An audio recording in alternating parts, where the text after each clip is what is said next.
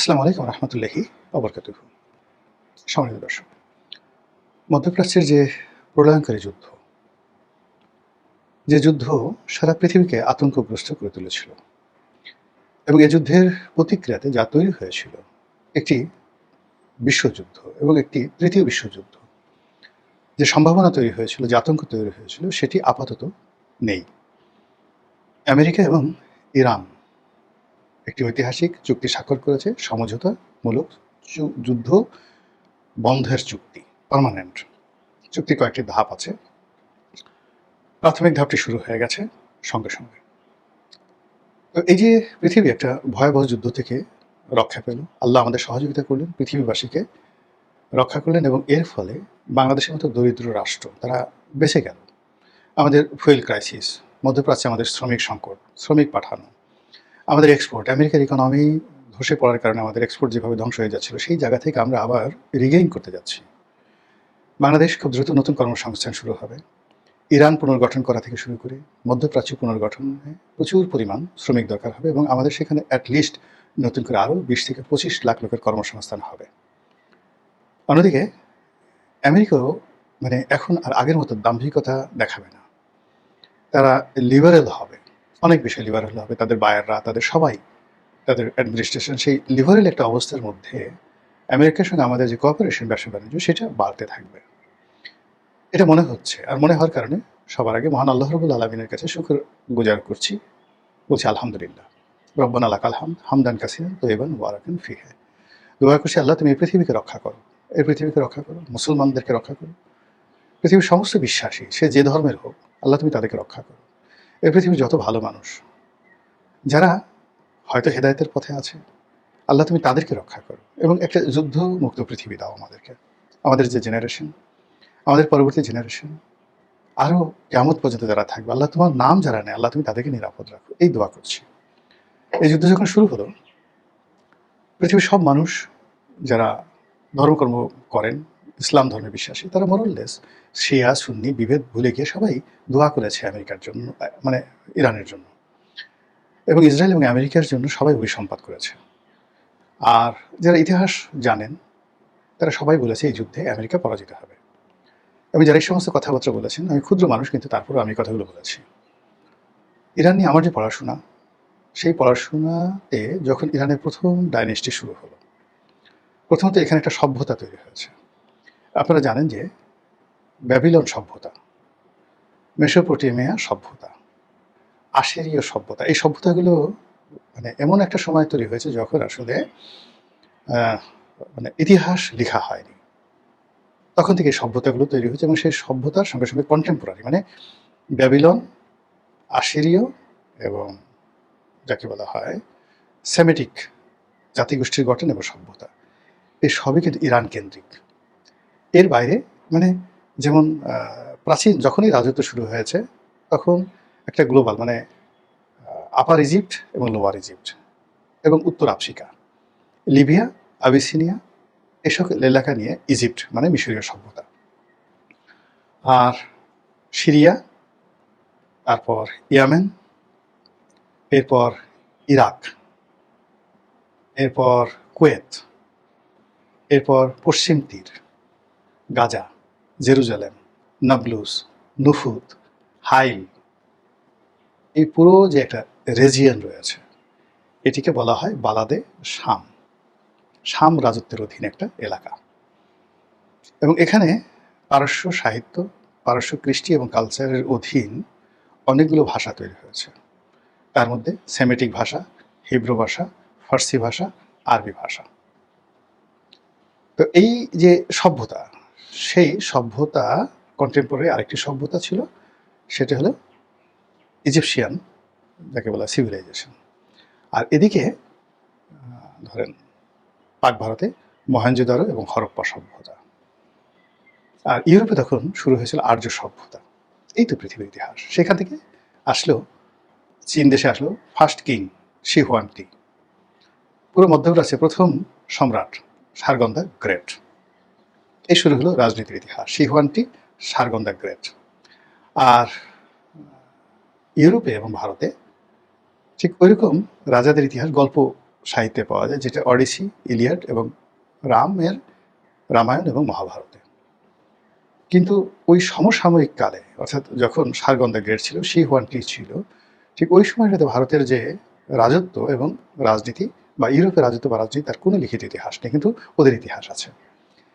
পারস্যের ইতিহাস প্রথম আমরা যেটা জানতে পারি সেটা হলো হিরোডোটাসের লেখার মাধ্যমে, এবং দ্যাট ওয়াজ ইন্ট্রোডিউস বাই যাকে বলা হয় সাইরাস দ্য গ্রেট, যাকে দ্বিতীয় সাইরাস বলা হয়। তো সাইরাস দ্য গ্রেট খ্রিস্টের জন্মের 550 বছর আগে তার আবির্ভাব হয়, মানে আজ থেকে 2500 বছর আগে বা 2600 বছর আগে। তো তখন থেকে এই জাতিটি আজকে পর্যন্ত অজেয়। তখন থেকে এই জাতিটি ইতিহাসের অন্তত মোর দ্যান 1000 ইয়ার্স, 1000 বছর ধরে কখনো টানা, কখনো বিভিন্ন শেইবে সারা পৃথিবী ডমিনেট করেছে। ইউরোপ ডমিনেট করেছে, আমেরিকা ডমিনেট করেছে, তারা অটোম্যান সম্রাটকে ডমিনেট করেছে, মধ্যপ্রাচ্য ডমিনেট করেছে। ফলে ওদের রক্তের মধ্যে একটা রাজসিকতা আছে, ওদের রক্তের মধ্যে একটা কৌশল আছে, ওদের রক্তের মধ্যে একটা সাহস আছে, ওদের রক্তের মধ্যে শাসন করার অনুপম যোগ্যতা রয়েছে, ওদের রক্তের মধ্যে ডিপ্লোম্যাসি, কূটনীতি করার যোগ্যতা রয়েছে। মহাবিপদের মধ্যে তারা হাসতে পারে।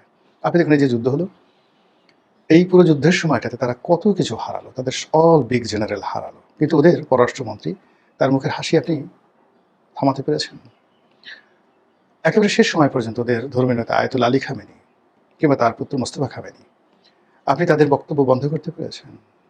সেখানে এই যুদ্ধের সময় বেঈমান কাফের মুনাফিক তৈরি করার চেষ্টা করা হয়েছে, মির্জাফর তৈরি করার চেষ্টা করা হয়েছে, হয়নি।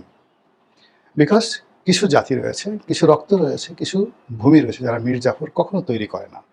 নেভার এভার তারা কখনো মির্জাফর তৈরি করে না। সেখানে অনেক মোসাদের এজেন্ট আছে, তারা ধরা পড়ে, তারা কখনো মির্জাফরের মতো, মোশতাকের মতো রাষ্ট্র ক্ষমতায় বসতে পারে না। ওখানে যারাই আসে, সেটা আলী, ইভেন রেজা শাহ পাহলভীর মতো লোক যখন আসে, তাদের প্রথম থাকে ইরানিয়ান ডাইনেস্টি, ইরানিয়ান জাতীয়তাবাদ। তো এই জাতিকে আসলে কেউ দাবিয়ে রাখতে পারে না। অন্যদিকে সেই তুলনায় যদি আপনি আমেরিকার ইতিহাস ধরেন, as a student of history, as a student of philosophy, political philosophy, তো সেই দিক থেকে আসলে আমেরিকার যে ইতিহাস, সেই ইতিহাসটা তারা আসলে একটা সুযোগ পেয়ে গেছে, প্রকৃতির একটা সুযোগ।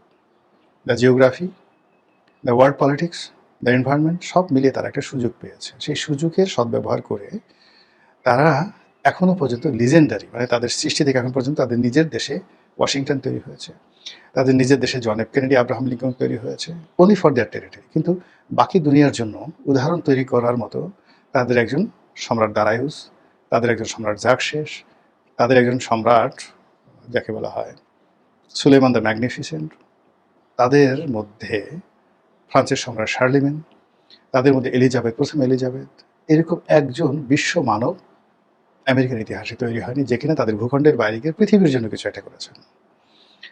কিন্তু আপনি যদি নেপোলিয়নকে ধরেন, জুলিয়াস সিজারকে ধরেন, আপনি যদি হানিবলকে ধরেন, আপনি যদি ওই যে পারস্যের যাদের নাম বললাম তাদের ধরেন, ইবনে মোহাম্মদ রসুল্লাহ সাল্লাহ সাল্লামের জমানাতে, তার জন্মের সময়টাতে যিনি পারস্য সম্রাট ছিলেন, নাওশেরওয়ান, কিংবা পারস্যের অন্যান্য যে সকল মহামানব ছিলেন, তারা শুধুমাত্র পারস্যের জন্য করেনি, দুনিয়ার জন্য করেছেন, সারা ওয়ার্ল্ডের জন্য করেছেন।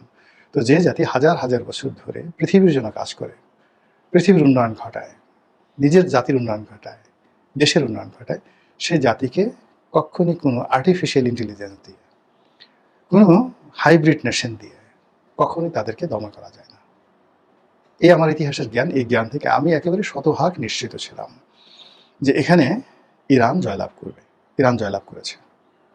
এবং ইরানের উপরে সেই 1979 সন থেকে এখন পর্যন্ত যে মার্কিন যুক্তরাষ্ট্রের স্টিম রোলার চলেছে, যে ক্ষয়ক্ষতি হয়েছে এই যুদ্ধের ফলে, ইরান সব কিছু সুদে আসলে আদায় করে নিয়েছে, এবং আগামীতে তার পরাশক্তি হওয়া এবং সব কিছু আদায় করে নেওয়া যে সময়ের বিষয়। এই জাতি আবার ঘুরে দাঁড়িয়েছে। এর থেকে যেটি হয় যে আসলে কখনো কখনো সাহস দেখানোটা মানুষের জন্য ফরজে আইন, কোনো কোনো জাতির জন্য কখনো কখনো যুদ্ধ করাটা তার অস্তিত্বের জন্য প্রয়োজন, কখনো মাথা উঁচু করে দাঁড়াতে হয়। কিন্তু সেইগুলো করার আগে ইরানের মতো বুদ্ধি, যোগ্যতা, প্রজ্ঞা, কৌশল অবলম্বন করতে হয়। তারা 1979 সন থেকে একেবারে 2025 সন পর্যন্ত ধৈর্য ধারণ করেছে। তারা কন্টিনিউয়াসলি যুদ্ধ করেছে, আমেরিকার মদতে ইরানের সাথে যুদ্ধ করেছে, ইরাকের সাথে যুদ্ধ করেছে। আমেরিকার মদতে তারা যাকে বলা হয় এই সৌদি আরব, কাতার, দুবাই, এদের অর্থনৈতিক যুদ্ধ করেছে এদের সঙ্গে। তাদের পাড়া প্রতিবেশী যারা আছে, পার্শ্ববর্তী রাষ্ট্র, সবাইকে তাদের বিরুদ্ধে লেলিয়ে দেওয়া হয়েছে।